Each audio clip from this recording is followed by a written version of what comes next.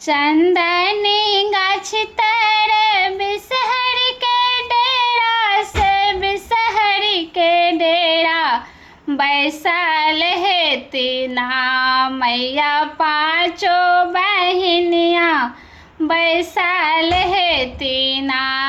एतबे बचन सुनलन सिया पवनैतिन से सिया पवनैतिन दौड़ल गेली ना। छुबा बिसहर चरनिया दौड़ल गेली ना। छुबा बिसहर चरनिया दौड़ल गेली ना।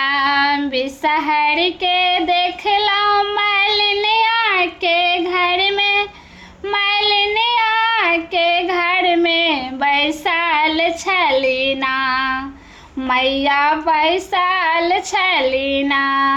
मैया फूल के हरवा पहिरैत छली ना मैया फूल के हरवा पहिरैत छली ना। निमिया के डाली पर बिसहर के डेरा से बिसहर के डेरा झूलैत छली ना। बिसहर पाँचो बहिनिया झूलैत छली ना। बिसहर पाँचो बहिनिया झूलैत छली ना। एतबे बचन सुनलन सिया पवनैतिन से सिया पवनैतिन दौड़ल गेली ना। पूजा बिसहर चरनिया दौड़ल गेली ना। पूजा बिसहर चरनिया से दौड़ल गेली ना।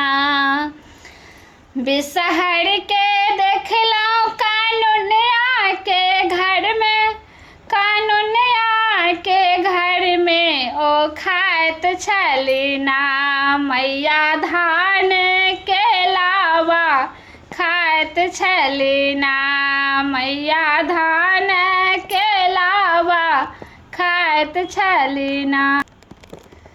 मेहंदी के गाछ पर बिसहर के डेरा से बिसहर के डेरा बैसल छली ना। बिसहर पाँचो बहिनिया बैसल छली ना। एतबे बचन सुनलन से सिया पवनैतिन से सिया पवनैतिन दौड़ल गेली ना। बिसहर के छुबे चरनिया दौड़ल गेली ना। छुबा बिसहर चरनिया दौड़ल गेली ना। बिसहर के देखलौं ग्वाला के घर में से ग्वाला के घर में पीबैत छली ना। बिसहर मैया दूधवा पीबैत छली ना।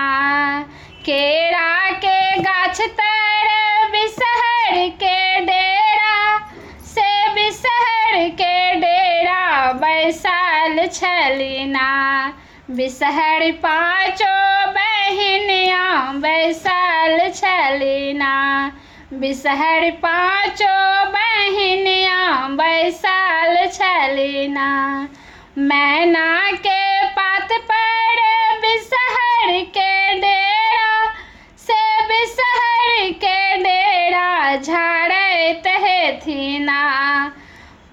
बिसहर नामी नामी के सिया झाड़ैत हेती ना। बिसहर नामी नामी के सिया झाड़ैत हेती ना। एतबे बचन सुनलन सिया पवनैतिन से सिया पवनैतिन दौड़ल गेली ना। पूजा बिसहर चरनिया दौड़ल गेली ना। चंदन के गाछ तर बिसहर के डेरा से बिसहर के डेरा बैसल हेती ना। मैया पाँचो बहिनिया बैसल